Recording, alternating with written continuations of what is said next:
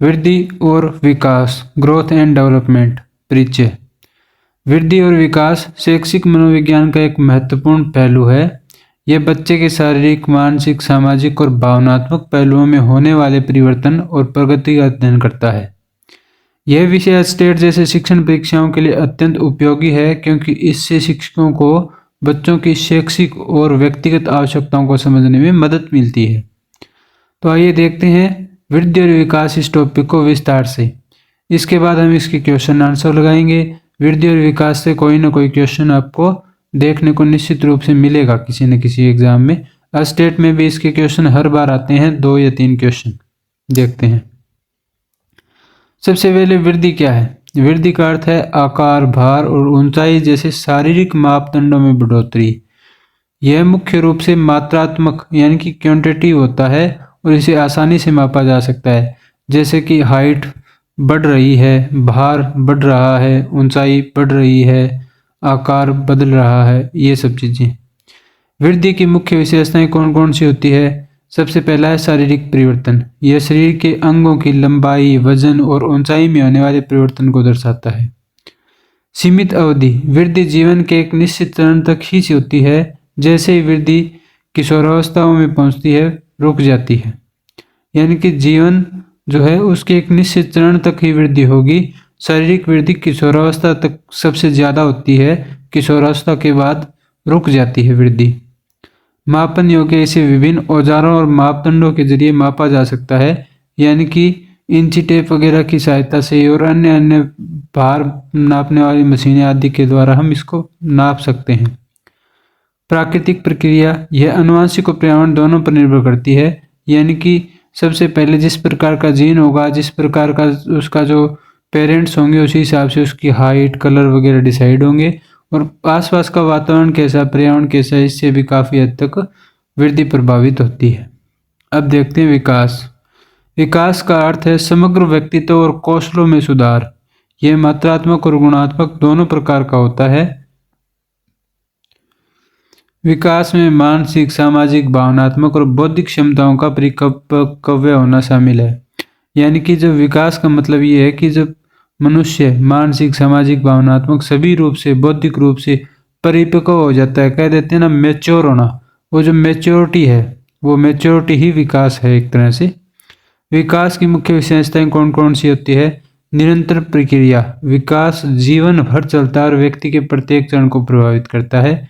यानी कि ये हमेशा पूरी जीवन भर विकास की प्रक्रिया चलती रहेगी। समग्रता।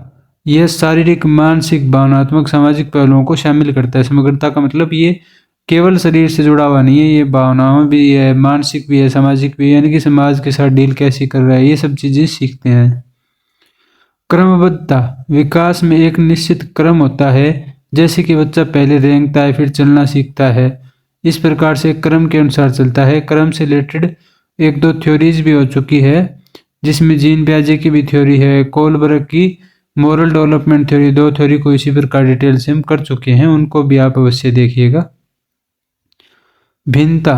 विकास दर और पैटर्न व्यक्ति में भिन्न भिन्न होते हैं। यानी कि प्रत्येक व्यक्ति में अलग प्रकार के विकास होगा। कोई जल्दी मैच्योर हो जाता है, किसी को बहुत टाइम लगता है मैच्योर होने में, मैच्योरिटी आते आते आती है किसी में। और कुछ लोगों के ऊपर जिम्मेदारियां ज़्यादा आने से जल्दी मैच्योर हो जाते हैं। इसलिए उनके विकास की दर और पैटर्न ये अलग अलग हो सकते हैं, लेकिन जो स्टेप्स हैं वो लगभग सभी में एक जैसे होते हैं। दर हो सकता है किसी में जल्दी आ जाए, किसी में लेट हो, तो विकास की दर अलग हो सकती है, पैटर्न अलग हो सकता है। परिपक्वता। विकास के लिए परिपक्वता आवश्यक होती है, जैसे कि भाषा सीखने के लिए मानसिक परिपक्वता। ठीक है, तो इस प्रकार से ये सारे पहलू थे।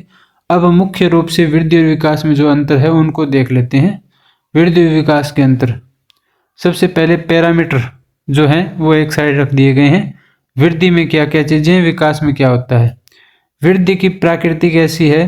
वृद्धि मात्रात्मक है, यानी कि इसको हम माप सकते हैं।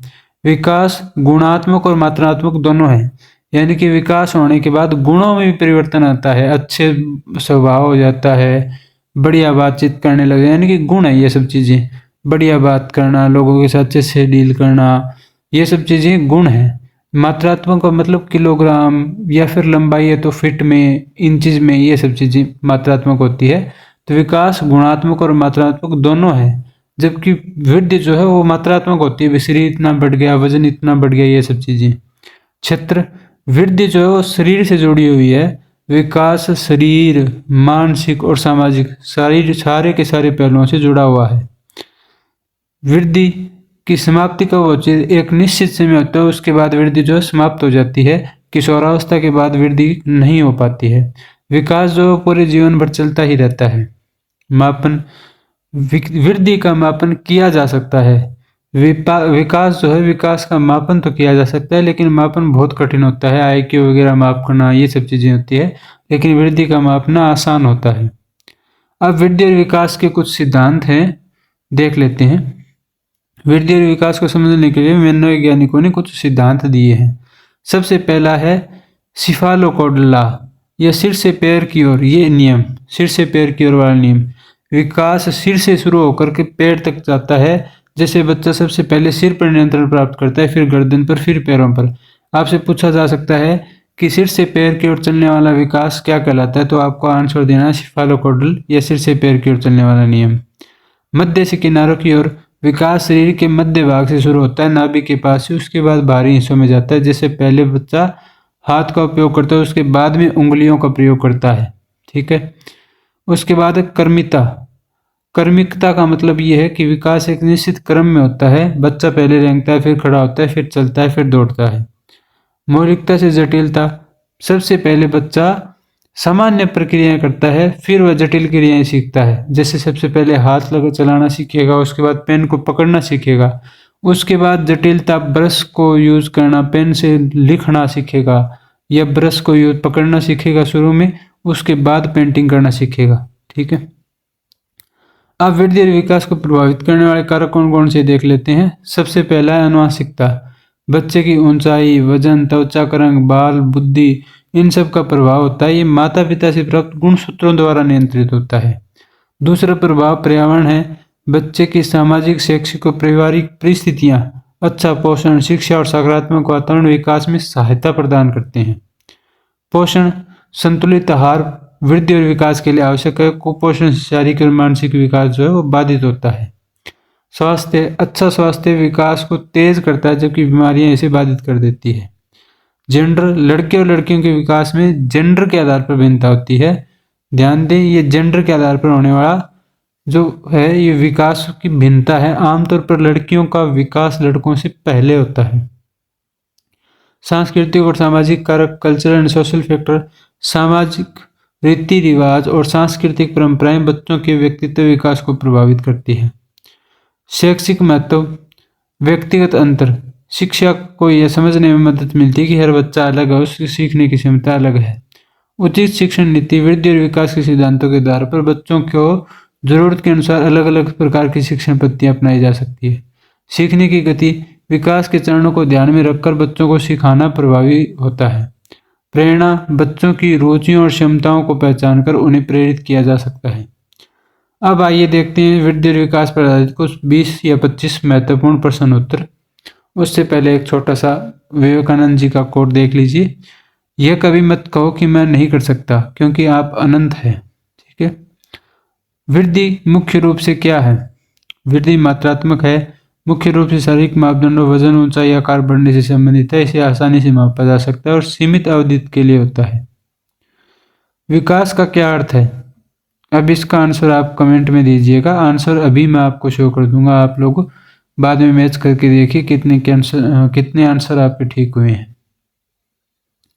सही उत्तर है बी, शारीरिक, मानसिक और सामाजिक परिवर्तन। विकास समग्र प्रक्रिया जिसमें व्यक्ति के शारीरिक, मानसिक, सामाजिक, भावनात्मक सभी में सुधार होता है। ये जीवन भर चलता रहता है। सिर से पैर तक, सिफालोकोडल सिद्धांत का क्या अर्थ है? विकास हमेशा बाहरी होता है, सिर से शुरू होकर पैरों की ओर बढ़ता है, बाहरी अंगों से अंदर की ओर किस दिशा में होता है? तो इसका आंसर आप दे सकते हैं।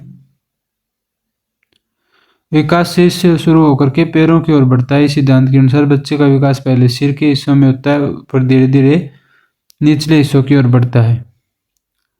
मध्य से किनारों की ओर, प्रोक्सिमल डेवलपमेंट। प्रोक्सिमल डिस्टल कह सकते हैं। विकास का मतलब क्या है?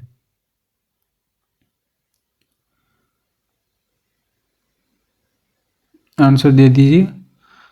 शरीर के केंद्र से बाहरी हिस्सों का विकास। विस्तार यह सिद्धांत बताता है कि विकास पहले शरीर के केंद्र भाग में होता है और फिर बाहरी हिस्सों में जैसे हाथ और उंगलियों की ओर बढ़ता है। वृद्धि और विकास के बीच मुख्य अंतर क्या है?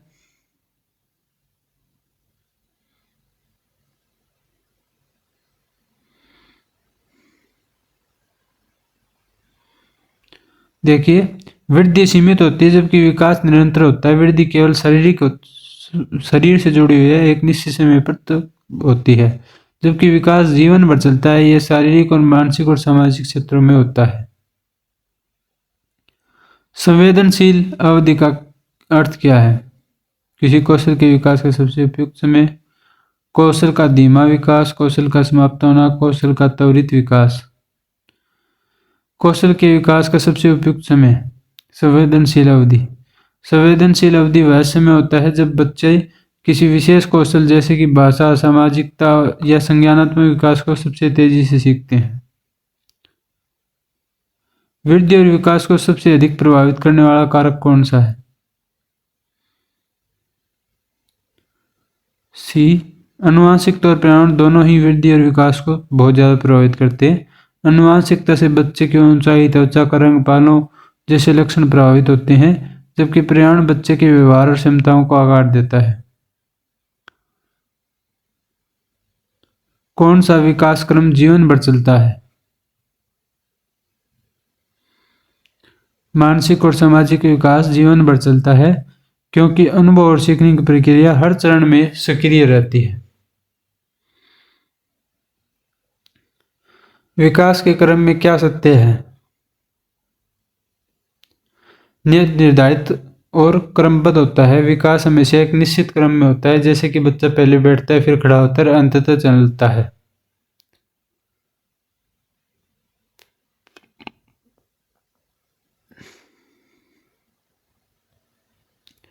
बीमारी और कुपोषण विकास को प्रभावित कर सकते हैं। बीमारी और कुपोषण बच्चे के शारीरिक और मानसिक विकास को धीमा कर सकते हैं और कई बार गंभीर समस्याओं का कारण बन सकते हैं। ये 10 क्वेश्चन थे। इसके आगे के 11 से लेकर के और भी कई सारे क्वेश्चंस हैं जिनकी डिटेल व्याख्या जो है वो की गई है, लेकिन इस वीडियो में अभी हम नहीं करवा पाएंगे। तो अगली वीडियो में इसका पूरा कंप्लीट कर सकते हैं आप। वीडियो को लाइक करें, चैनल सब्सक्राइब करें, आगे से आगे शेयर भी करें। तो आप सभी का यहाँ तक सुनने के लिए, देखने के लिए बहुत बहुत आभार और निश्चित रूप से आप सफल हों, यही हम कामना करते हैं।